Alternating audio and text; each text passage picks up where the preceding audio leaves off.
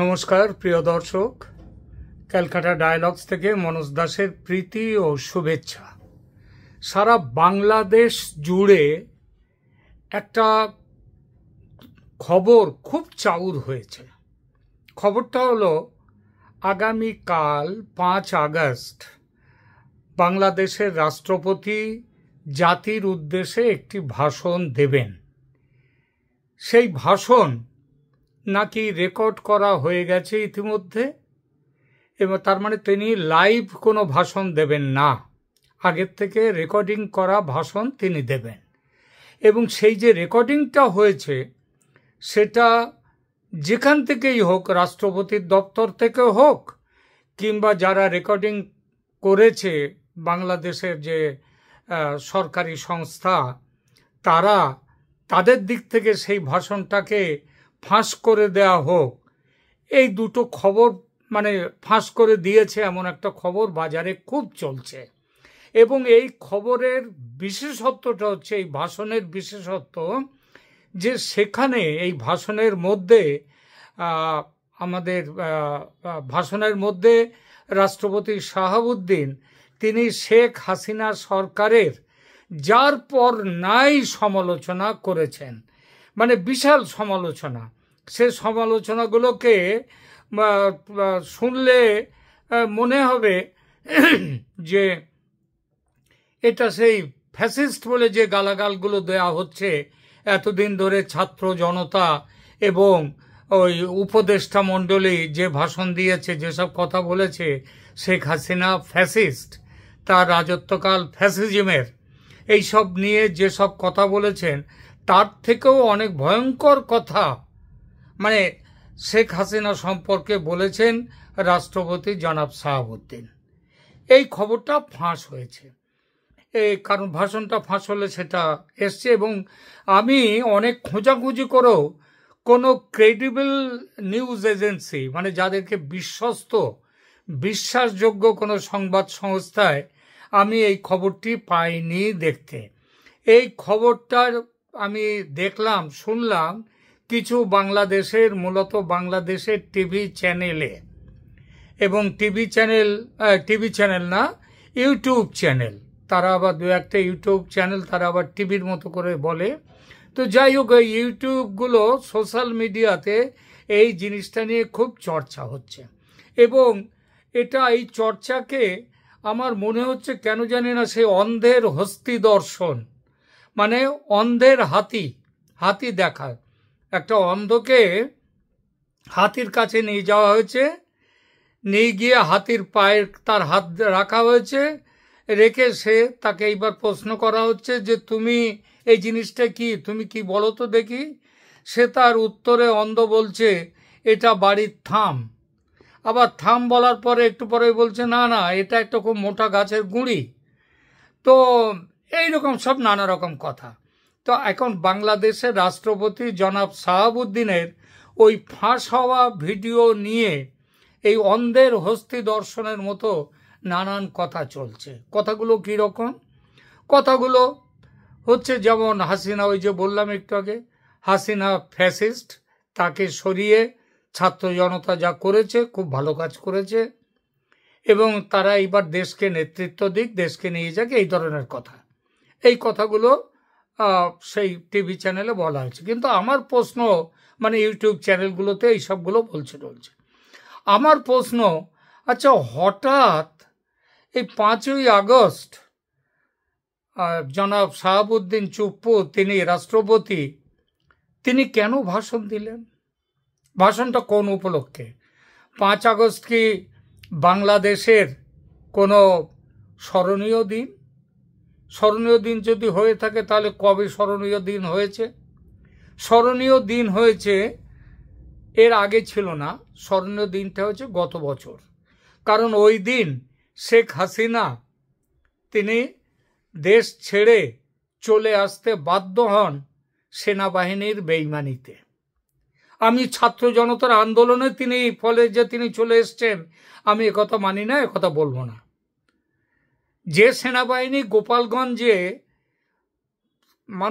গোপালগঞ্জের অনেক কম সংখ্যক মানুষের ওপরে গুলি চালিয়ে সরকারি মতে 5 জন, বেসরকারি মতে 30 জন মানুষকে হত্যা করেছে, কয়েক শত আহত করেছে, সেই সেনাবাহিনী একটা গুলি চালালো না, বন্দুক নামিয়ে রাখলো, রাইফেল নামিয়ে রাখলো। কেন? কারণ তারা হিংসার আশ্রয় নিতে পারে না, হিংসার আশ্রয় নেবে না। এই জন্যে দুই ক্ষেত্রেই ওই 5ই আগস্ট 2024-এও সেনাপ্রধান ছিলেন ওয়াকারুজ্জামান, আবার এখনও বর্তমানে এই যে গোপালগঞ্জে কয়েকদিন আগে যে ঘটনা ঘটলো তখনও সেনাপ্রধান সেই ওয়াকারুজ্জামান। তাহলে একদিন মানুষের প্রতি দরদ, আর একদিন মানুষের প্রতি দরদ নয়, চালাও গুলি। তো এই যে ব্যাপারটা, এই ব্যাপারের পরে এখন সেই জন্য বিখ্যাত হয়েছে, যেহেতু গত বছর 5 আগস্ট সেদিন হাসিনাকে দেশ থেকে তাড়িয়ে দেয়া হয়েছিল বা তিনি চলে যেতে বাধ্য হয়েছিলেন। সেই দিনটাকে স্মরণ করে কি জনাব শাহাবুদ্দিন ভাষণ দিতে গেছেন? যদি তাই গিয়ে থাকেন তাহলে তো ওই সেই ভাষণে কি বলা আছে সেটা বলার তো, সেই নিয়ে প্রশ্ন করার তো কোনো দরকার থাকে না। কারণ তিনি তো ওই দিনটিকে স্মরণীয় হিসেবে ধরে নিয়ে যদি যান, যদি ভাষণ দিতে থাকেন, তাহলে তো সেই দিনটি কেন স্মরণীয়, তাদেরকে তো সমর্থন করবেন, এটা তো জানা কথা। অনেকে বলছেন, যথারীতি ইউটিউবাররা যথারীতি বলছেন এবং কিছু অন্য সংবাদ চ্যানেলও বলছে যে শাহাবুদ্দিনের ভাষণ এটা কিনা সন্দেহ। আমি তো বলি সন্দেহ, শাহাবুদ্দিনের ভাষণ সত্যি সত্যি ফাঁস হয়েছে কিনা আমার প্রশ্নটা সেখানে নয়। আমার প্রশ্নটা ভাষণটা, কোনো ভাষণ সত্যি সত্যি জনাব শাহাবুদ্দিন দিয়েছেন কিনা, কিংবা আদৌ দেবেন কিনা। কারণ আপনারা জানেন আজকাল ওই যে এআই হয়েছে না, এই এআই এর দৌলতে এবং এখন বিজ্ঞান, ফটোগ্রাফি ইত্যাদি এমন হয়ে গেছে যে জনাব শাহাবুদ্দিনকেও এআই করে নিয়ে তার মুখে ভাষণ বসিয়ে দেওয়াটা কোনো বড় কথা নয়। আমি বিশ্বাস করি আগামীকাল শাহাবুদ্দিন কোনো ভাষণ দেননি। যদি বাংলাদেশের মানুষ আগামীকাল কোনো তাকে দেখেন, যদি টিভিতে হয় কিংবা যদি বেতারে হয়, তাহলে তো দেখা যাবে না, তাহলে তার কথাগুলো শোনা যাবে কেবল। এখন এই সময় যদি দূরদর্শন নয়, বাংলাদেশের বাংলাদেশ টিভিতে যদি তাকে দেখানো হয়, তাহলে সেটা ধরে নিতে পারেন আসল শাহাবুদ্দিন নন, ইনি হচ্ছেন শাহাবুদ্দিনের কি বলবো, এআই দিয়ে তৈরি শাহাবুদ্দিন ওইসব কথা বলছেন। কারণ ওই 5ই আগস্টের যে ফাঁস হওয়া ভাষণ বলে বাজারে যা বেরিয়েছে, সেই ফাঁস হওয়া ভাষণে তিনি কি বললেন না বললেন সেটা নিয়ে কোনো প্রশ্ন তোলা যুক্তিই নেই। কারণ তিনি সেদিন কোনো ভাষণ কিন্তু তিনি দেননি, তিনি দেবেন না। কারণ এইটা 5ই আগস্ট কোনো স্মরণীয় দিন নয়। প্রশ্ন ওঠে, তাহলে কারা এই ভাষণ তিনি দেবেন বলে প্রচার করছেন এবং সেই ভাষণের কপি বলে কারা আবার সেটাকে ফাঁস করে দিয়ে প্রচারের ব্যবস্থা করে দিচ্ছেন? এটা কারা? তারাই আছে এর পেছনে, যারা চায় যে যাদের এখন আসনটা নড়বড়ে হয়ে গেছে। কাদের আসন নড়বড়ে হয়ে গেছে? এই বর্তমান যে অন্তর্বর্তী সরকার, তাদের যে আসনটা নড়বড়ে হয়ে গেছে এবং সেই সরকারের সঙ্গে যারা রয়েছে তারা আপ্রাণভাবে এখন বলতে শুরু করেছে যে জনাব শাহাবুদ্দিন আমাদের দলে। এই আমাদের দলে অর্থাৎ এই ইউনূস এবং ওই এনসিপি এবং ওই ছাত্রদের দলে তাকে টানবার জন্যে এত উৎসাহ কেন? উৎসাহটা তার পেছনে কারণ আছে। কারণটা আর কিছুই না, জোর চর্চা চলছে। সেটা হচ্ছে বর্তমান ইউনূস সরকারকে বরখাস্ত করে, আবার শুনুন, এই সরকারকে বরখাস্ত করে নতুন একটি জাতীয় সরকার, যেটাকে ন্যাশনাল গভর্নমেন্ট বলা হয়, সেইটা করা হবে, অথবা এমার্জেন্সি শাসন এমার্জেন্সি জারি করা হবে।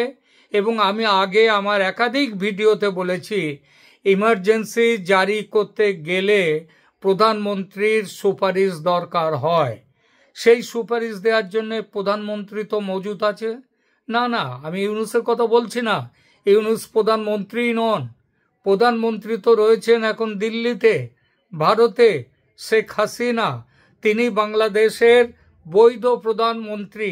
তাকে বাংলাদেশে নিয়ে গিয়ে কিংবা নিয়ে না গিয়েও যদি তাকে দিয়ে তার কথায় তার সুপারিশপত্র ফ্যাক্স করে যে কোনোভাবে লোক পাঠিয়ে তার কাছে নিয়ে যাওয়ার কোনো বাধাই নেই।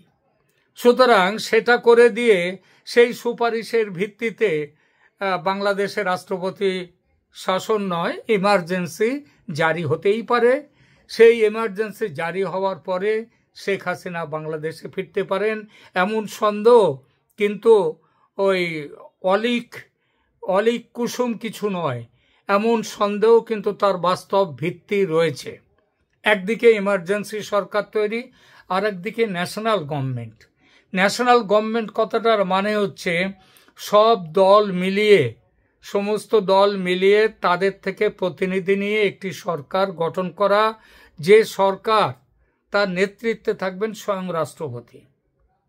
অর্থাৎ রাষ্ট্রপতির কথাতেই সব কিছু হবে। এই কথাটাও কিন্তু বাইরে চলছে, এই চর্চাও কিন্তু চলছে বাইরে। আবার এই সাথে সাথে আরও একটা চর্চা চলছে, সেটা হচ্ছে সেনাবাহিনীর হাতে নির্বাচন করার জন্য বিশেষ ক্ষমতা তুলে দেয়া, অর্থাৎ সেনাবাহিনীর হাতে দেশকে তুলে দেয়া। সেটা করতে গেলেও বর্তমান যে অন্তর্বর্তী সরকার আছে সেই সরকারকে ভেঙে দিয়েই সেটা করতে হবে। আমার মনে হয় সেনাবাহিনী ক্ষমতা নেবে না, কারণ সেনাবাহিনী ক্ষমতা নিলে আবার তার অন্যরকম রিপারকেশন আসবে, তার অন্যরকম একটা আসবে। সেটা আপনারা জানেন, ওই যে যারা বাংলাদেশের যারা ইউএনের জাতিসংঘের শান্তিরক্ষা মিশনে যারা আছে তাদের থাকা নিয়ে প্রশ্ন উঠতে পারে, নানা রকম ব্যাপার উঠতে পারে। আর এবার যদি সে প্রশ্ন ওঠে, কিন্তু ভালোভাবেই উঠবে, সহজে সেই প্রশ্নকে থামিয়ে দেয়া চলবে না। তো এখন তার মানে বোঝা যাচ্ছে বাংলাদেশের রাষ্ট্রপতি সে দেশের রাজনীতিতে বর্তমানে সেন্ট্রাল ফিগার হয়ে গেছেন। এতদিন তাকে প্রায় ওই মৃত সৈনিকের ভূমিকায় রেখে দিয়েছিল ইউনূস সরকার, কিন্তু পরিবর্তিত পরিস্থিতিতে এখন তিনি হয়ে গেছেন আর মৃত সৈনিক নয়, শুধু জীবিত সৈনিক শুধু নয়, তিনি যথেষ্ট ক্ষমতার সৈনিক। সেই দিকে তিনি এখন চলে যাচ্ছে বাংলাদেশের রাজনীতির। এবং এই যে পরিস্থিতি, এই পরিস্থিতিতে মানুষকে ভুল বোঝাবার জন্যে 5 আগস্ট রাষ্ট্রপতি জাতির উদ্দেশ্যে ভাষণ দেবেন এমন একটি কথা প্রচার করে দেয়া হলো।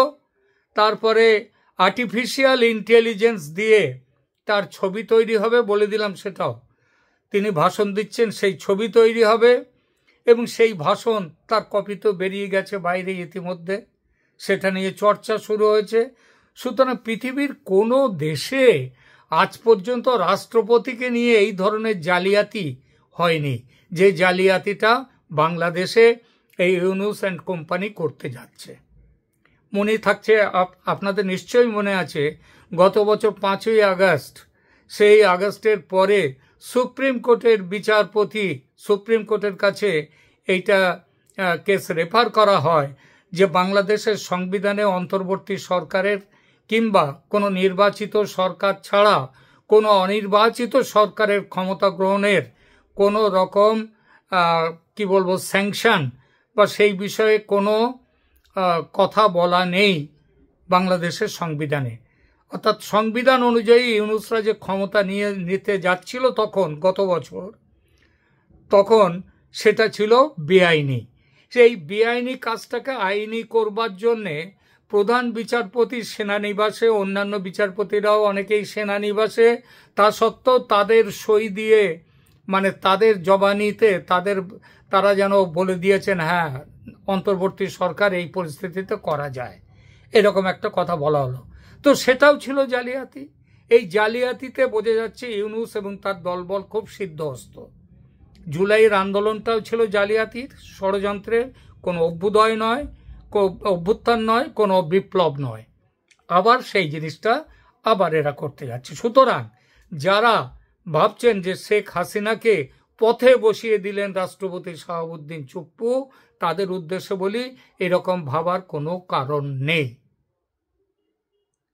এবং খুব অল্প দিনের মধ্যেই বড় কিছু হতে যাচ্ছে, এটা দেখতে পাবেন। এখনকার মতো এখানেই রাখছি। ভালো থাকবেন। ধন্যবাদ।